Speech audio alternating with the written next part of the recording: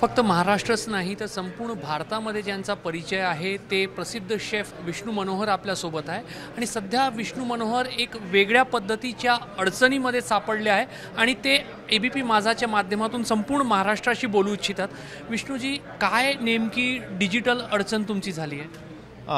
माझं master recipes नावाचं एक चॅनल आहे फेसबुकवर आणि त्याचे जवळपास 4.5 लाख सबस्क्रायबर आहेत। गेल्या 10 दिवसापासून हे चॅनल कोणीतरी हॅक केलेलं आहे आणि त्याच्यावर अतिशय घाणेरड्या पद्धतीने अश्लील व्हिडिओ फोटो टाकतात आणि हे टाकल्यानंतर माझे जे काय सबस्क्रायबर आहेत जवळपास 1 लाख सबस्क्रायबर्स याच्यातून कमी झालेले आहेत। काही जे सबस्क्रायबर्स त्यांना माहिती आहे की हे हॅक झालं आहे, पण ज्यांना माहीत नाही त्यांना असं वाटतं की हे काय नेमकं सुरू आहे आणि अशा पद्धतीचे मेसेज, वाईट मेसेज की तुम्हाला लाज वाटत नाही का, तुम्ही अशा पद्धतीचं काय करताय। तर हे सगळं बघून आणि हे करून खूप व्यथित झालेलो आहे मी आणि शेवटी आपण हे का करतो आहे, कारण चांगले पदार्थ लोकांपर्यंत पोचावे यासाठी हा प्रयत्न असतो आणि फेसबुकमधून एवढे सबस्क्रायबर असतानासुद्धा पैसे मिळत नाही, तर पैशासाठी हे करत नाही। मला चांगली खाद्यसंस्कृती एक घडवायची आहे म्हणून हे करत असताना जर असं काही झालं तर वाईट वाटतं।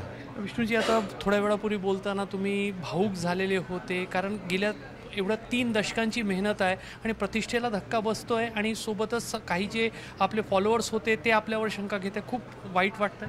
खूप वाईट वाटतंय आणि हेल्पलेस आहे शेवटी, कारण 10 दिवसापासून कोणी काहीच करू शकलं नाही। सायबरलाही कंप्लेंट केली आहे, पोलिसांनाही कंप्लेंट केली आहे, म्हणजे एका नाही 2-3 शहरामध्ये अमेरिकेत सुद्धा मी फेसबुकला कंप्लेंट केली आहे, पण अजून त्याचं काही झालेलं नाही आहे। फक्त सपोर्ट सगळे करत आहेत पण फलित काहीच होत नाही आहे।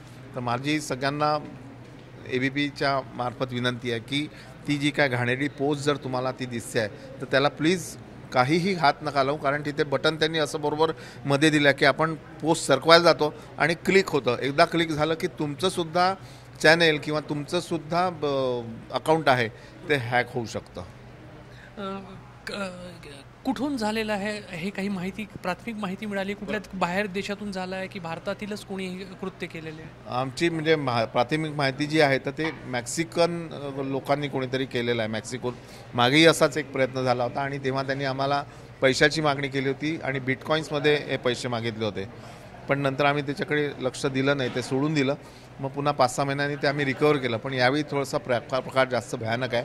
मध्येच इंग्लिश व्हिडिओज येतात, मध्येच हिंदीसुद्धा व्हिडिओज येतात आणि यामध्ये फळं आणि फुलं यांचा, भाज्या यांचा वापर असलेले असे काही चित्र टाकतात की ते पाहिल्यावर घाणेरडे विचार मनात येतात। जाणून बुजून कोणीतरी केलेलं आहे, आपण एवढ्या वर्ष जे काम केलेलं आहे त्याला कुठंतरी आघात पोचवण्याचा हे कट आहे। जाणून बुजून कोणी केलं असं म्हणजे नावं पाहिल्यावर असं वाटत नाही, कारण मला तर वाटतही नाही की त्यांना भाषा समजत असेल, त्यांना फक्त फॉलोअर्स दिसत असतील आणि लोकप्रियता समजत असेल आणि याच्याकडून काही पैसे काढता येईल किंवा त्याच्या चॅनलच्या थ्रू आपलं काहीतरी वाढवता येईल असं कोणी करत असेल।